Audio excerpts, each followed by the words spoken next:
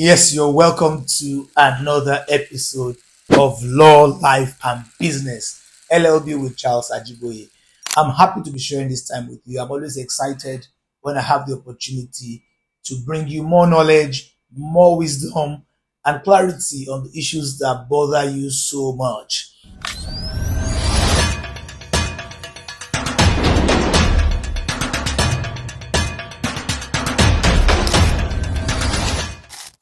Today is yet another very interesting topic that I am sure will shock you. It will shock you if I tell you that you do not own your own picture. It shocks you. It has to shock you.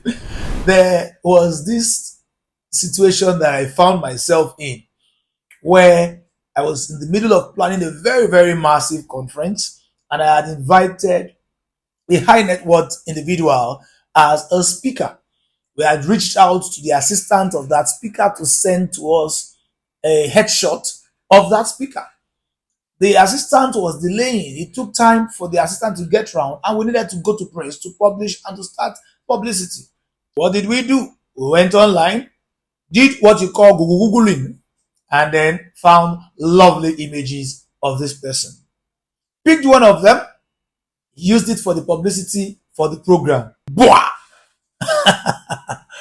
Somebody reached out to us and said, I'm sorry, you can't use that picture. That picture is mine.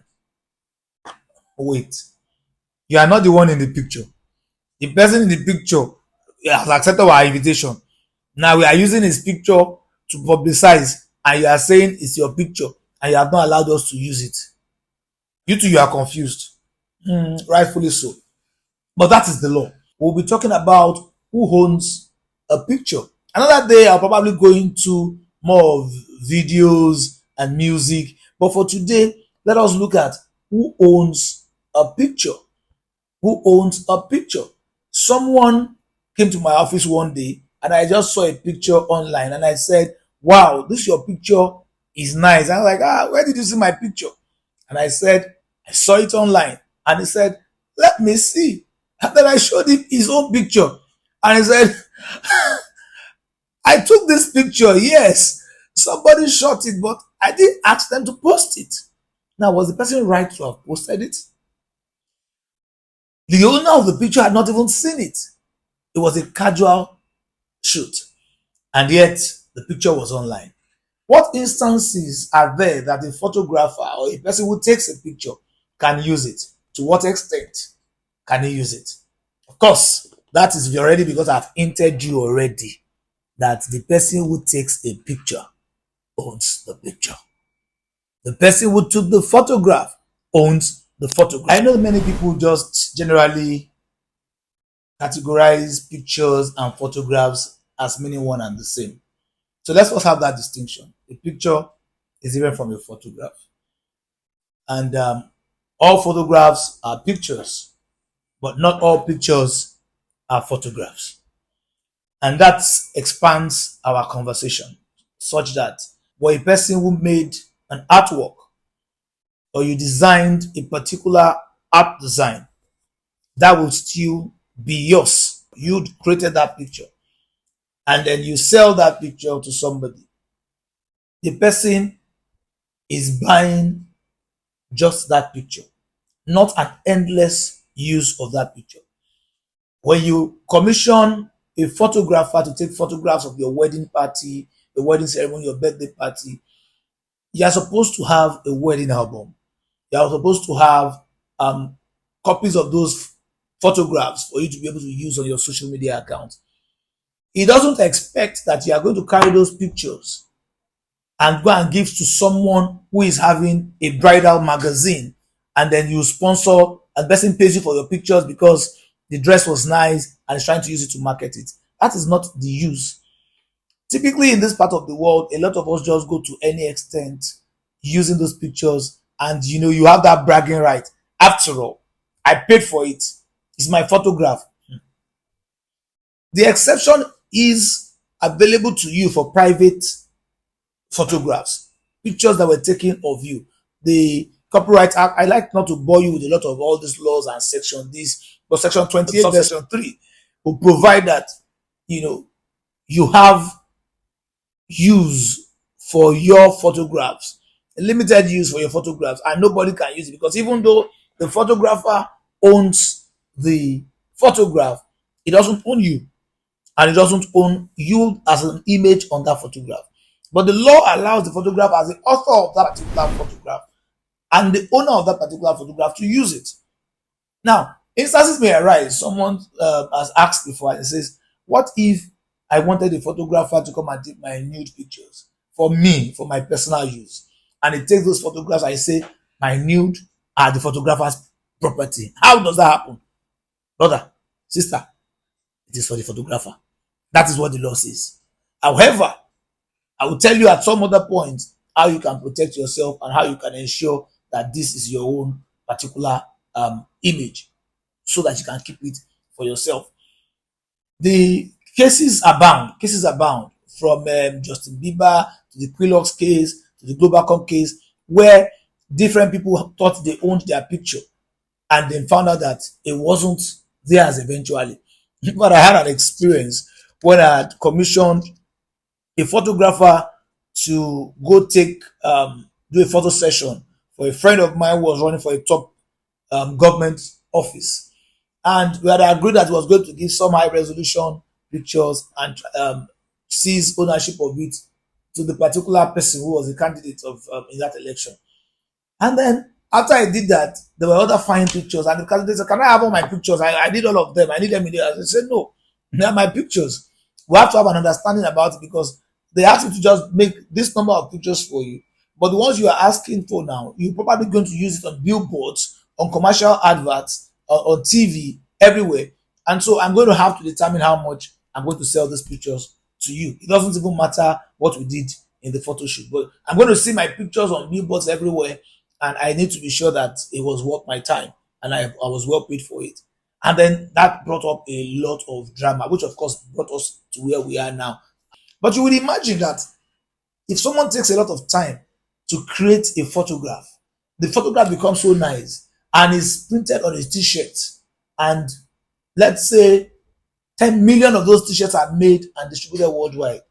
Do you think it would be fair to say that the owner of that, the creator of that photograph, of that particular photograph, has been well compensated by being paid for just one photograph, despite the fact that the picture he took is what is on the face of 20 million shirts?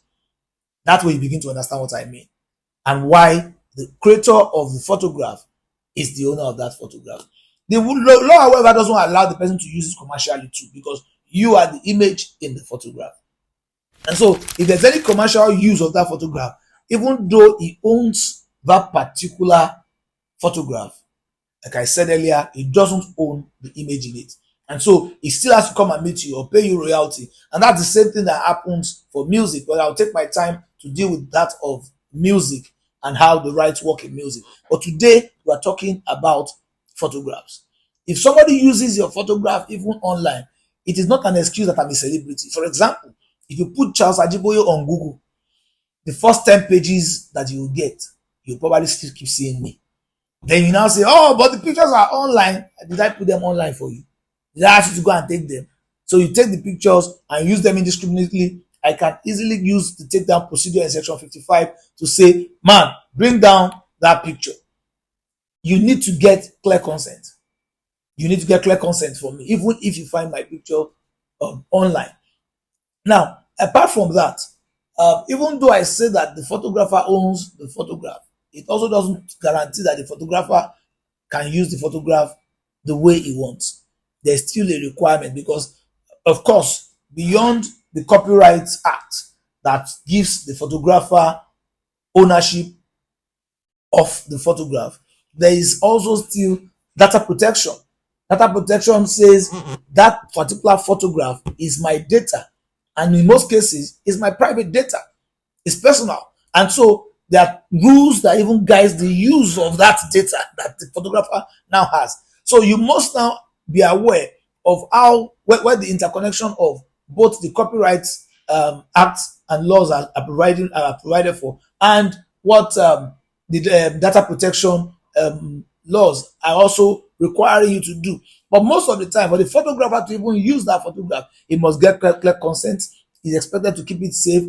He's supposed to take it out where it's a limited time picture, and he's not supposed to just do whatever he wants to do. Now, this is the solution. You want to own your picture forever, then you pay for it. You buy it. Because I'm also an artist, I paint and all of those things. I also understand that the same rules apply. You buy my beautiful painting, but you buy it to put it in your living room. But then you now go and put it on the background of a film, a movie, and then it becomes a different thing entirely. You snap the photograph of my artwork, and then you go and multiply it, or you produce it. Some of you must have seen some place where they are selling pictures of artwork. So they print it, they take a photograph of it, and then they take a picture of the artwork, and then they frame it, and then they are reselling it. That's not what I sold to you. I sold to you one piece of artwork. It is still my right and my own. It is still my right, and it's left to my discretion to determine how I want to multiply my work. I can still sell the artwork to you and reprint and reproduce the pictures and then sell to multiple people. But you can't do that because that was not what you bought. But if you want to have exclusivity, you want to own it, you want to be the alpha and omega of your picture or your photograph, then you can't assume. You have to put it in writing. It has to be clear that this is what we are doing. Clear agreements are the only way to win. I want you to come and take my pictures. It's a personal photo shoot, but please, at the end of this session, I own my pictures. You cannot use it and you cannot share it. I want all my high resolutions, and that is how it is. So there must be clear agreements between you and the photographer as at the points when you are engaging the person. Take note, it is not sufficient that you have paid for the person.